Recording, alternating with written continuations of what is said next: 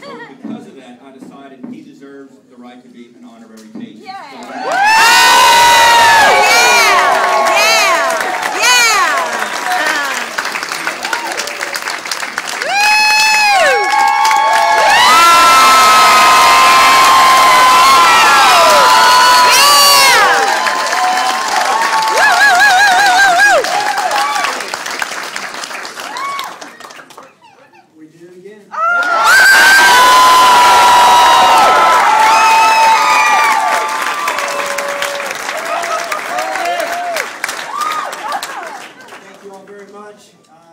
First and foremost, as we continue this campaign and continue to work hard, I just want to thank everybody.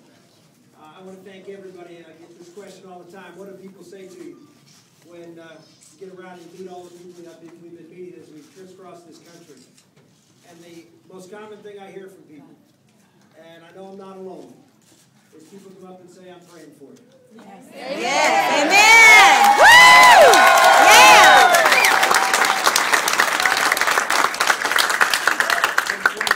I want to thank God for giving us the strength every day to go out there and to be clear in our message and our vision for this country. And that's what this race has been about. People have said, you're being outspent, and everybody's talking about all the math and all the things that this race is inevitable. Well, for someone who thinks this race is inevitable, you spend a whole lot of money against me for being inevitable.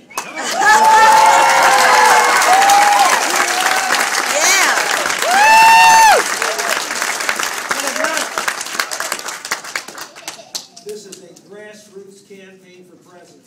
Who would have ever thought, in the age of media that we have in this country today, that ordinary folks from across this country can defy the odds day in, day out. I want to thank the people of Kansas over the weekend. We would not be here today. I said when I was in Wichita, and I know I did really well in Wichita because my wife Karen spoke at that caucus. All right. Woo! Go Karen! Yeah, thank you! The first couple of times I got this from some reporters who were doing interviews with me and Karen, it was funny. Now it's becoming a little bit annoying. They keep telling me, well, after the interview, you should speak less and let Karen speak more. She has been an amazing asset to this campaign, but more importantly, she is an amazing gift to me and to these children. John, Daniel, Sarah Maria, Peter, and Patrick, who are here behind me, this team up here on this stage has just delivered time and time again for me in my life, and I just want to thank them again publicly for all that they're doing.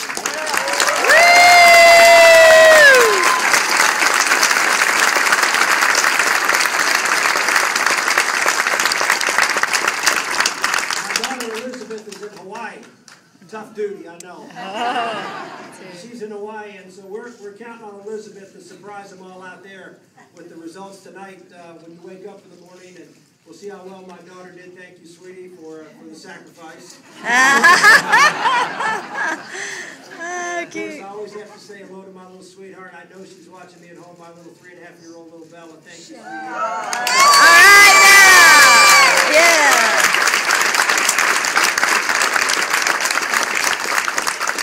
This campaign is about ordinary folks doing extraordinary things.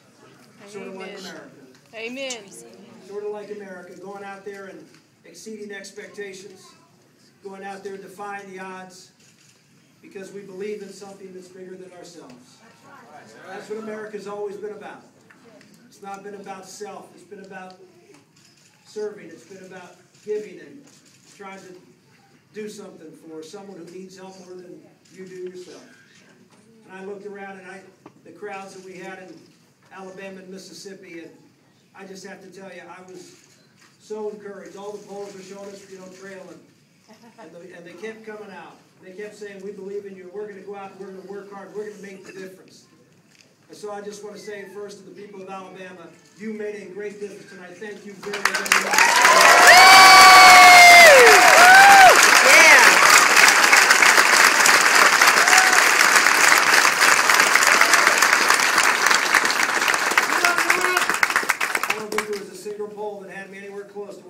city.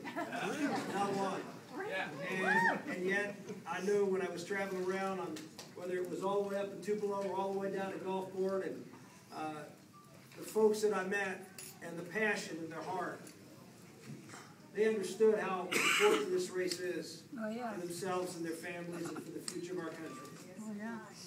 And I end all my speech by talking about the Declaration of Independence and how we have to pledge to each other our lives, our fortune, our sacred honor. Every generation does, in order to maintain the great freedom, the great torch that has been given every generation of Americans. Amen.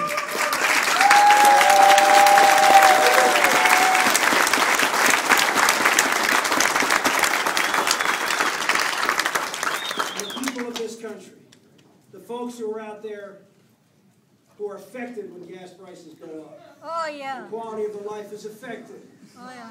with a government that is irresponsible and irresponsive That's right. to the needs of average people, particularly when it comes to gas and oil, gas prices in this country. I'm here in Lafayette, Louisiana tonight.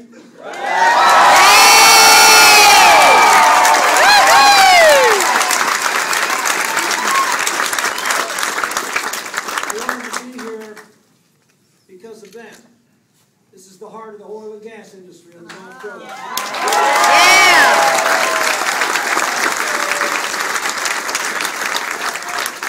This administration almost put this town under with the moratoriums, the delays in permitting. They're getting worse and worse and worse. And as a result, the ability for the men and women to go out and drill these wells and service these wells, to go out and earn an income, and more importantly, for them to get that oil and gas into the shore so we can use it here in this country. Yes. We're seeing gas prices at what are projected to be historic highs.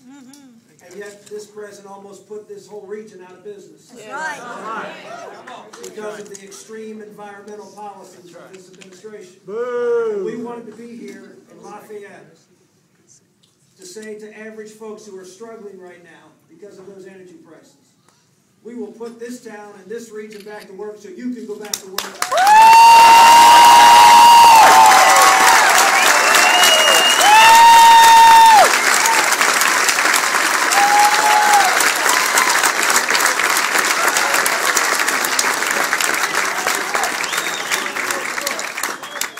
Just want to say to the people of Mississippi, I just can't thank you enough. I don't know, I've been out here a few minutes, I don't know whether the race is called or not, but I can tell you this. What the folks down there did in spite of all the odds, all the money being spent, all the establishment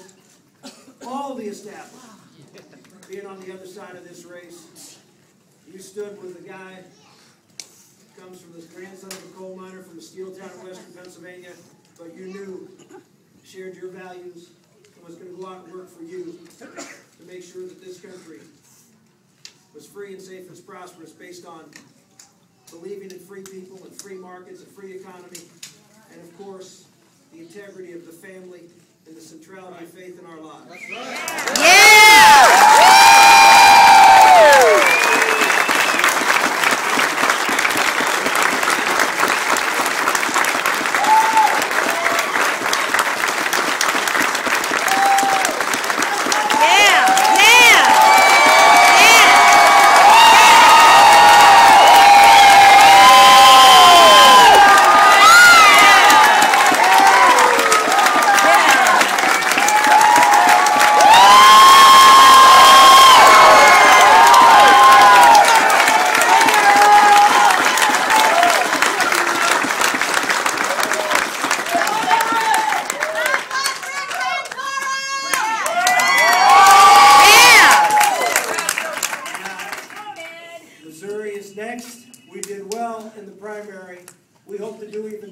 Caucuses this weekend, and of course next week, we'll come back here and we expect a huge win. Yeah.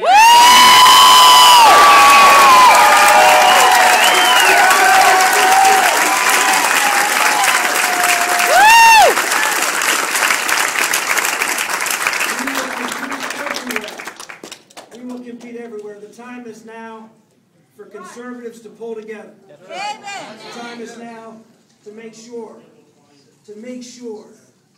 that we have the best chance to win this election. Yes. The best chance to win this election is to nominate a conservative to go up against Barack Obama.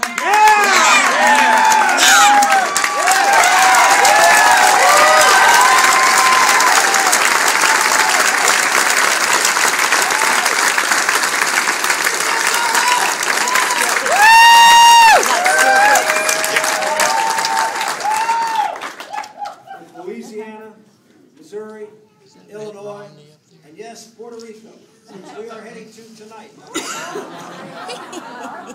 We're going to spend 2 days campaigning in Puerto Rico because we want to make sure that everybody knows we're campaigning everywhere there are delegates because we are going to win this nomination.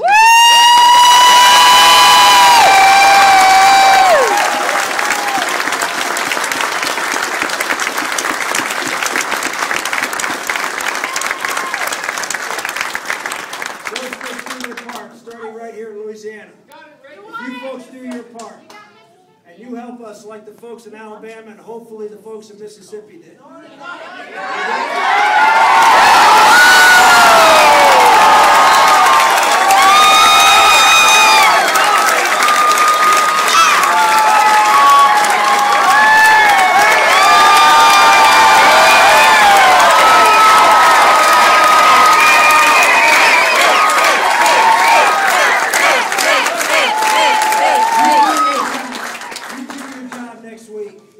We will nominate a conservative, and if we nominate a conservative, we will defeat Barack Obama.